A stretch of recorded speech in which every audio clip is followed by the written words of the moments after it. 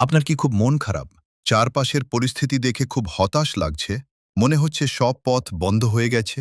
তবে শুনুন, আমাদের প্রিয় নবী হজরত মুহাম্মদ সাল্লাল্লাহু আলাইহি ওয়াসাল্লাম এমন সময়ে কি করতে বলেছেন। রসুলুল্লাহ সাল্লাল্লাহু আলাইহি ওয়াসাল্লাম বলেছেন, মুমিনের প্রতিটি বিষয়ে বিস্ময়কর, কারণ তার সব অবস্থাতেই কল্যাণ থাকে। যদি সে সুসংবাদ পায় তবে শুকরিয়া আদায় করে, আর যদি বিপদের সম্মুখীন হয় তবে ধৈর্য ধরে, আর এই ধৈর্যই তার জন্য কল্যাণ বয়ে আনে। সহিহ মুসলিম। তাই আপনার এই কঠিন সময়টি কিন্তু বৃথা যাচ্ছে না। এর বিনিময়ে আল্লাহ আপনাকে উত্তম প্রতিদান দেবেন।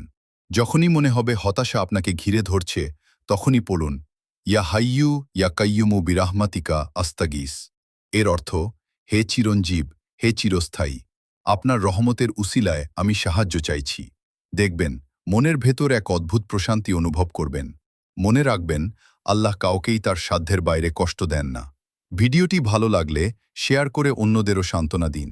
আর এমন আরও ইসলামিক ভিডিও পেতে সাবস্ক্রাইব করে পাশেই থাকুন। আল্লাহ হাফেজ।